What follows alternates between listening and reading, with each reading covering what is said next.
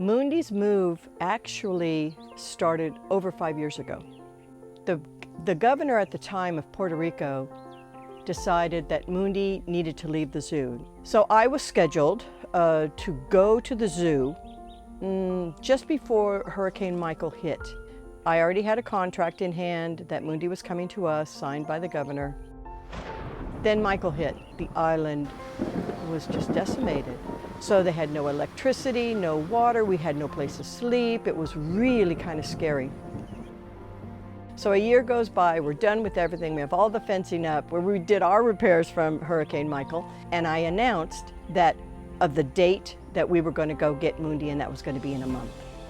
Within 2 days, the zoo was moved from one government department to another government department, and that director canceled our contract.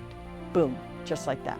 The municipality that the zoo was in really wanted to keep Mundi because she was a great draw.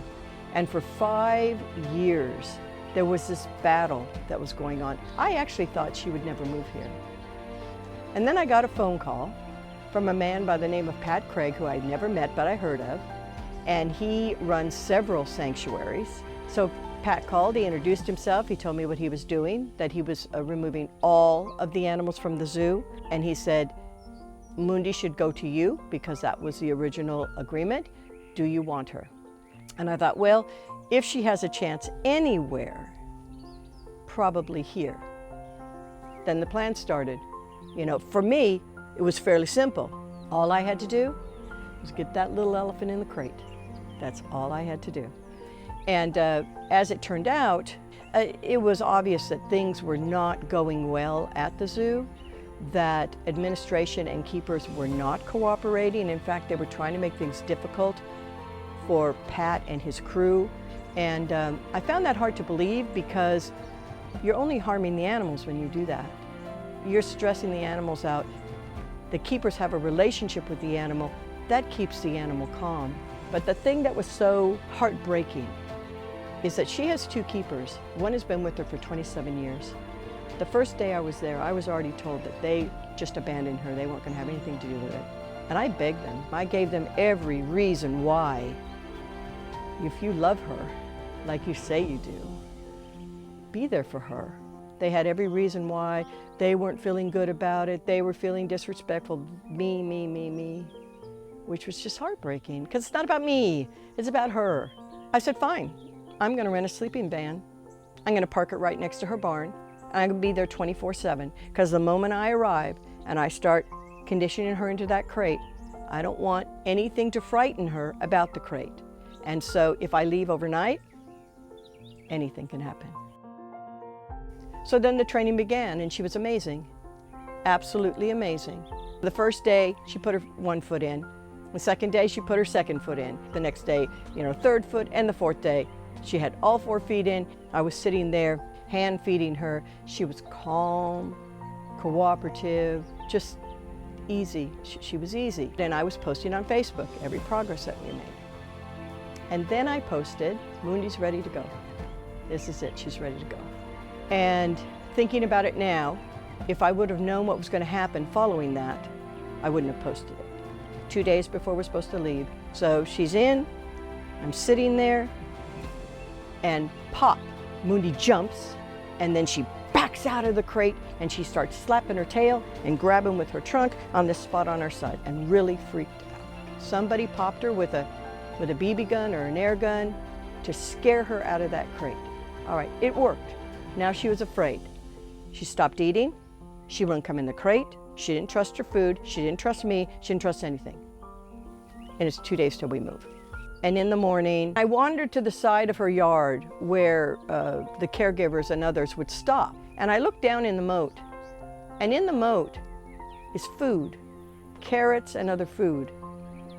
It was not from me. So later on, about an hour or 2 later, I was bathing her with the hose. So she put her trunk back and she opened her mouth. And when she opened her mouth, all around the rim in her mouth was a white circle, like the flesh got burnt or something. She ate something toxic. And for the next day and a half, she had loose stools. She was uncomfortable. She wouldn't eat. And I thought, would somebody really do that? Would somebody really feed her something toxic to knock her off her food to ensure she wouldn't get in that crate? By this time, the feds had come in. So they got up in the woods and they found footprints and they found all this stuff up there. So at that point, everybody knew this is really dangerous. This is really dangerous. We just said, we're going to get her in the crate. We just need to get her in the crate. So we got her into her barn, which she knows, and then moved the crate from its place and moved it. So for her to leave the barn, she's got to go into the crate. She went into the crate, we locked her in, picked her up, put her on the trailer, and took her out of there. The people of Puerto Rico love this elephant. I mean, they just love her.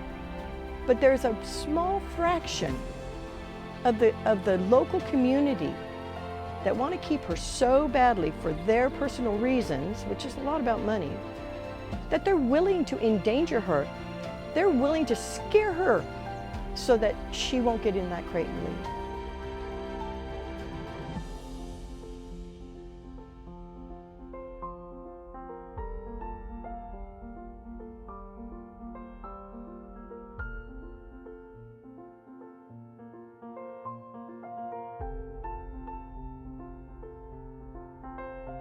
Well, considering that Mundi went to the zoo and lived alone there for 35 years, she has a lot to learn.